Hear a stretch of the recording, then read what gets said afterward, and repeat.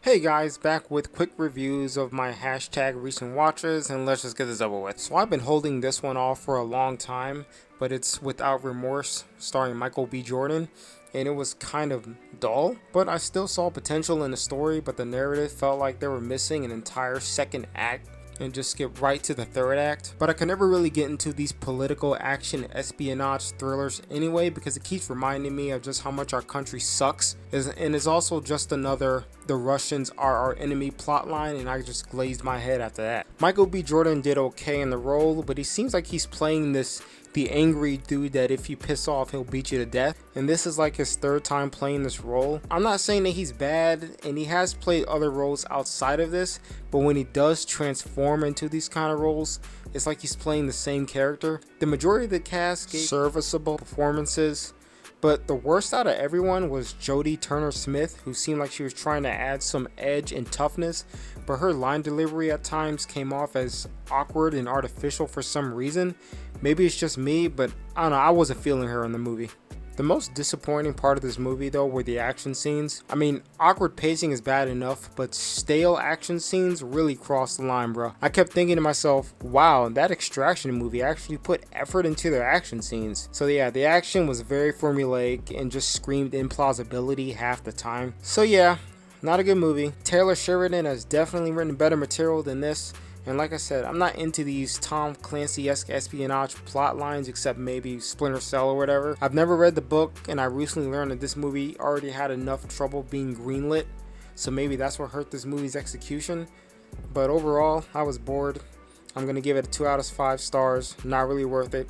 Too predictable, and ironically, it didn't hit hard enough for me. But I guess Michael B. Jordan was okay. So I went to the movie theater, and I actually saw a movie. I saw the musical In the Heights from the creator of the popular play Hamilton, which I quite enjoyed, and by the same director of the movie Crazy Rich Asians, which I still haven't seen yet. In the Heights was an okay, decent little movie. While I do appreciate the economic themes communicated as well as the cultural celebration it displays, the movie just wasn't remotely remarkable for me. From its directing to its cinematography, it just didn't really leave me impressed in that field, like, at all. Actually, to be fair, I had no idea that this was a musical until the promo before the movie started in the theater, and then it showed clips of people singing and dancing, and then I was like, oh, I see where this is going. Like I said, it wasn't bad, but it had some pretty forgettable music numbers. 90% just didn't really click with me, and it has nothing to do with whether I like or dislike Latino music, so don't even make that an issue. Let it go right now. There were 2 sequences I genuinely enjoyed, but overall, it wasn't really the music. I just wasn't feeling it. I'm sorry, I couldn't feel it. I do like the movie's personality and its message and its spirit, but it's definitely going for an unchallenging, accessible experience for the average moviegoer, and that's a harmless goal within itself. The plot almost leaned into throwing some interesting, realistic curveballs, but in the end, no, it was just kind of predictable and cotton candy-like ending. The performances were all very good except the annoying kids. One kid actually made me laugh out loud for how bad he delivered his line. But the majority of the performances from the adults or older teens were good enough to carry the film to the end.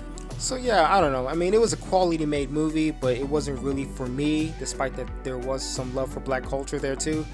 But I was hoping for something a little more with emotional heft to it, and this wasn't it. If you loved Hamilton, you'll most likely enjoy this movie, and that's great. But I had no clue what I was getting into when I first walked into the theater until late, and I was just hoping for a little more. But I'm still going to give it a generous 3 out of 5 stars for the cultural affection it delivers, as well as its upbeat energy, and that within itself is worth the attention. So in conclusion, I hope you enjoyed this short little video.